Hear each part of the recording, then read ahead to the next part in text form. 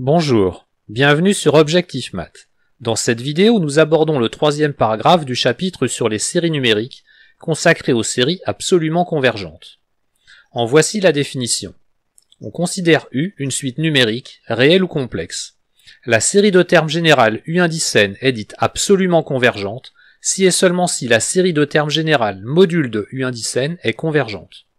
Par exemple, la série de termes générale moins 1 puissance n divisée par n au carré est absolument convergente, car on a déjà vu que la série de Riemann de termes générale 1 sur n au carré est convergente.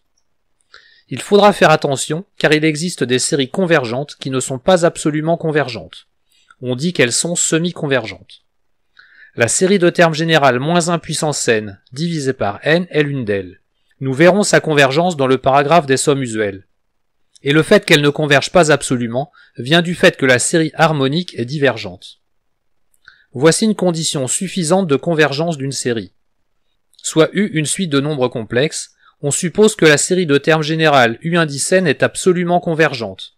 Alors la série de termes générale U indice n est convergente. Nous admettons la démonstration qui utilise la notion de suite de Cauchy et d'espace complet.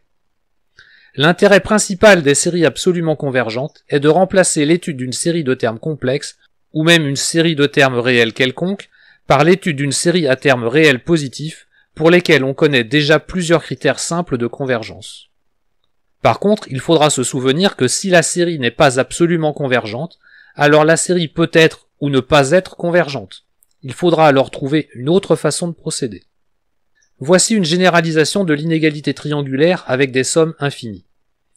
Soit UN une suite de nombres complexes, telle que la série de termes générale U indice n soit absolument convergente.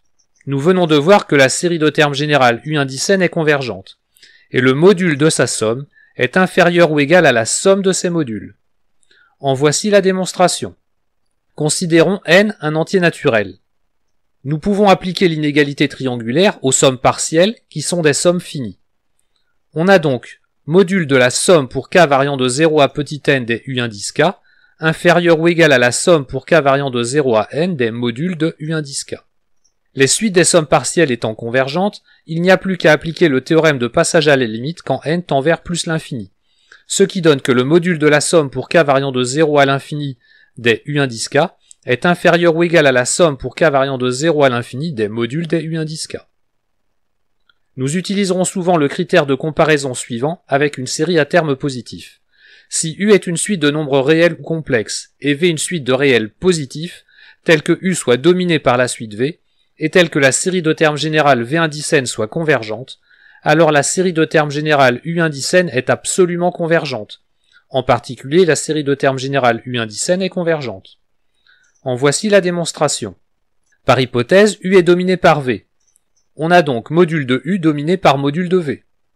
On applique l'un des critères de comparaison des séries des termes positifs à la série de termes générale module de U indice n, qui permet de conclure que la série de termes générale module de U indice n est convergente, et donc la série de termes générale U indice n est convergente. Voilà, cette vidéo est terminée. Vous pouvez continuer votre étude des séries numériques en suivant le paragraphe 4 consacré au développement décimaux des nombres réels.